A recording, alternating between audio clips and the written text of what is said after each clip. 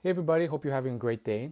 So this video is a discussion of Elliot Choy's video titled TikTok Has Ruined My Life. So if you're not familiar, Elliot Choy is a much more famous YouTuber than I am. He has 800,000 subscribers and he does kind of like personal development, but more so just kind of like Casey Neistat vlogs mixed in with that and just uh, kind of vlogs plus a little touch of entertainment slash personal development. So I thought it'd be nice to honor that and do a little discussion on kind of like a response to his video. It's going to be a conversation, so there's going to be stuff that I agree with. There's going to be stuff that I respectfully disagree with. But it's just a uh, thought-provoking discussion on the topic.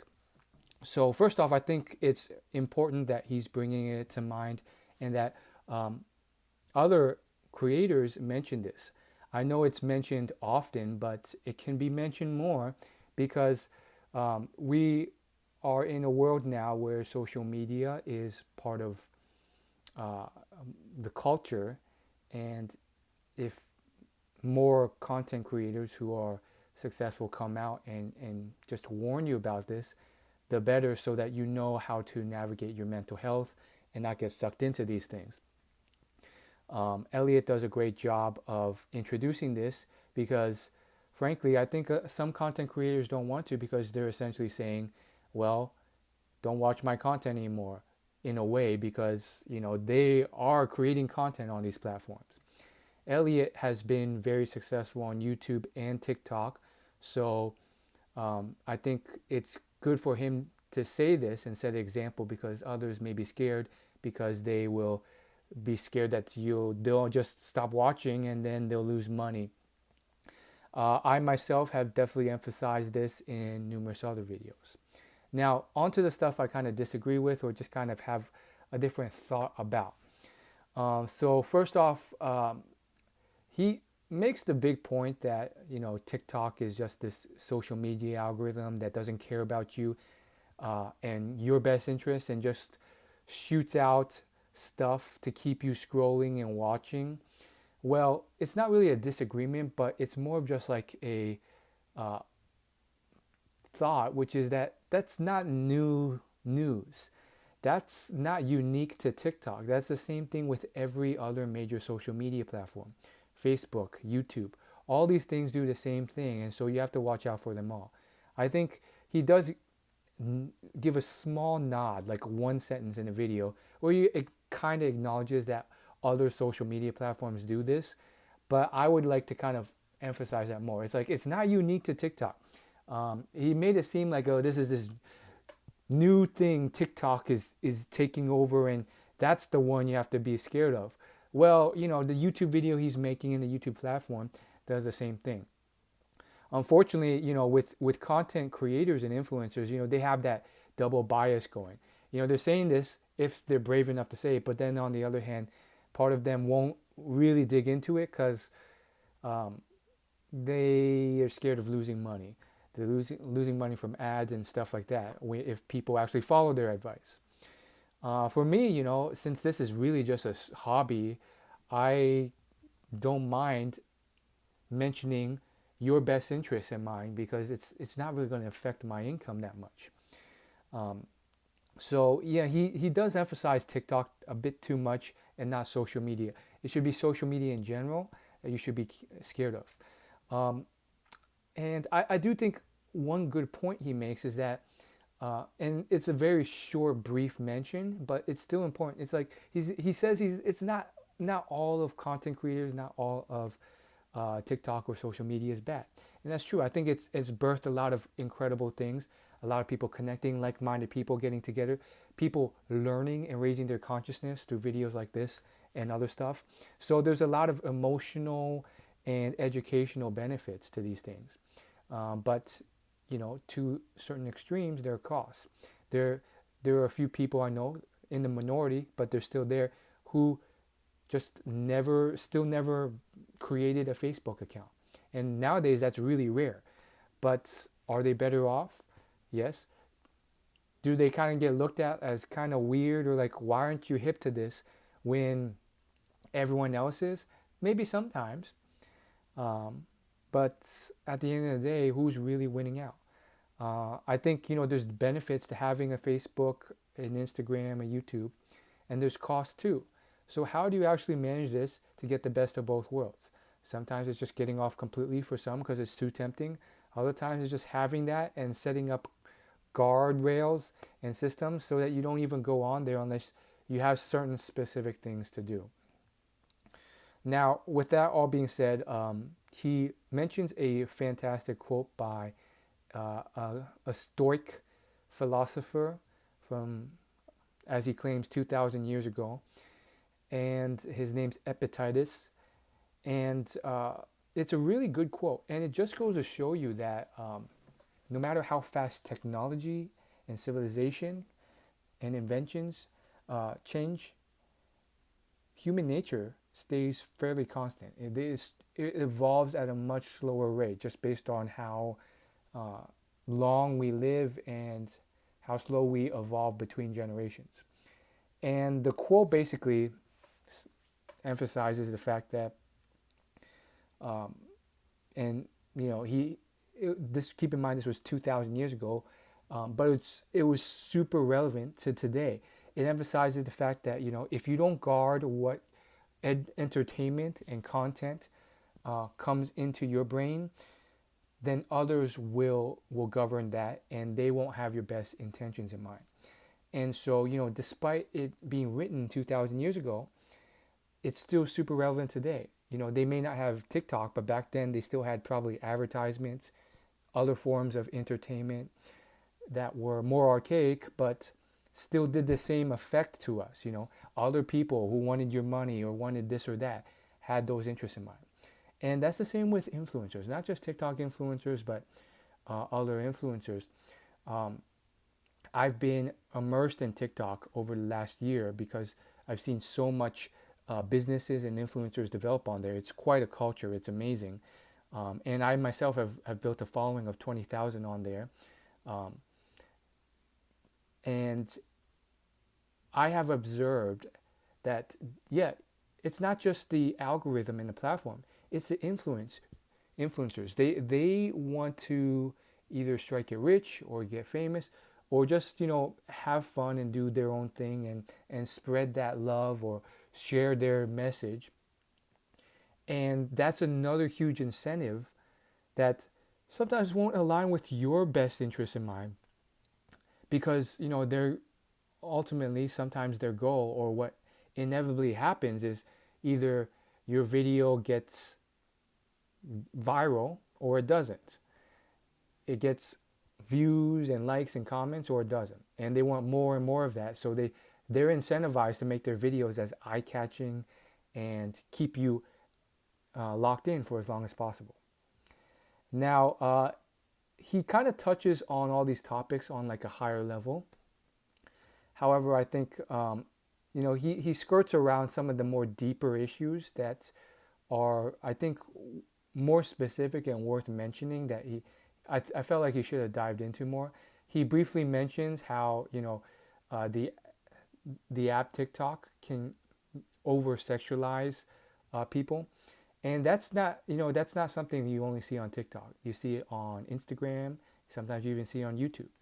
And it's all these young girls showing their cleavage and showing their goods, and it gets views, it gets likes, it gets comments, and it's not reality.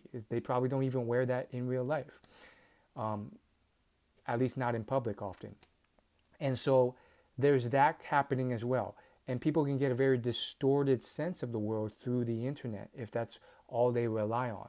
So there's definitely a benefit to kind of taking a break or cutting that off on occasion. I took an Instagram detox for several months earlier this year. So, I think it's all very relevant. But do I completely agree with the whole idea that, oh, TikTok is this evil beast, and you should just swear off it? I think it should definitely be conserved. As to his point, he says if you track your time using your iPhone or some other method, you'll find that you're spending a lot more time on these apps than you think, and you can start cutting that way. However, are they completely uh, in some bad over good? Not always. It's a case by case business. I've seen a lot of musical artists get big because their song went viral on TikTok. A lot of the songs you hear on the radio now originated on TikTok, which transitioned over to Instagram Reels and then to the mainstream world. Um, and so there's a lot of careers being made. There's a lot of good positivity, entertainment, laughs, people connecting, and so it's not all bad. And there's so many different niches and topics in TikTok that I think it's in many ways better than Instagram. I think Instagram really gets you toxic because for me, I think it hyper focuses on men showing off and then women showing off their bodies and stuff like that. However, with TikTok, it's just much more diverse, at least from where I see it. There's all these other topics: crafts, nature, uh, hunting, yoga, uh, you know, uh, little tiny hobbies, Pokemon card collecting. It's almost as diverse as YouTube in a way, in which you can end up just watching cute animals all day. And it's really a case by case basis. I'm willing to guess Elliot stumbled across a certain categories of TikTok, and he thinks that the whole app or a lot of the app are these categories, whereas there's a lot of good to it. So that just might be an implication to kind of safeguard against that and stick to certain categories that you find helpful: nature, meditation, whatever else. So in a nutshell, I think it's a interesting topic. However, I don't think that social media completely is bad. I don't think it's completely good either. You have to be uh, guard yourself against that. But that's something you want to do, not just with TikTok, not just with social media, but your life. And I think the bigger message is, what are you letting into your mind and your body? Because that's going to govern your beliefs and your perception of the world, which might be faulty. And it could mean so many things. One, the hypersexualization of women. You might get a inflated or bizarre sense of what women are supposed to look like or dress like if you're just on social media. It can also be a matter of your thoughts and ideas and beliefs. If you just let people trying to sell you courses and pyramid schemes or certain ideas, pollute your head, because that's what these apps are showing you, then you might start to believe these things, and they might not be true. You might think, the only way to get rich is through real estate. And then you keep falling into these real estate scams and you don't make any money. So that's one thing. Or you can just, start to believe or think certain things, petty things about your life, because you keep consuming petty celebrity gossip. So these are just ideas, but you can kind of see where the world takes you. You might think, oh, that person is really against me in real life, just based off how people describe how the world works. So it's really important to be open-minded and take different perspectives and be careful of what you're covered in. So I think that's about it. It's a very interesting topic, but I wouldn't say it's the newest topic. I think he positioned it in a way where it seemed newer, but it's the same old story. Be careful with social media, but it's not just social media, in real life. The advertisements you see, the people you associate with, that all has an impact. As far as any new lessons from this old story, I would say, define what you want out of life and write it down, map it out, write in detail your dream world, and work towards that. And if certain things are not helping you get there, whether that's YouTube or TikTok, see how you can cut them out. And I think you really have to think about this, because based off Elliot's video, he had certain, you could tell he had certain assumptions about what success was. He kept mentioning how If uh, he wasn't on TikTok, you could study more, you could get better grades in school. Well, is that really the path you want to take, to get straight A's and then get some degree that'll get you some good 9 to 5 job? Maybe it is, but maybe that won't lead to happiness. That won't lead to a job you're passionate about. Those are questions you should ask. And then once you define what your dream goals are, which still may change over time as you learn more about your job or life, you at least have a direction to aim for and things to do and not to do. For me, why am I still on social media despite all this? Well, for one, I think I get fulfillment from helping others and making the world a better place. And I had to discover that through testing and trying many things. And so, um, although there are downsides to it, I try and guard against them. Not always perfectly, but I try. And then I put out what I can with content like this, and hopefully, you know, that fulfillment is worth it, sum in total.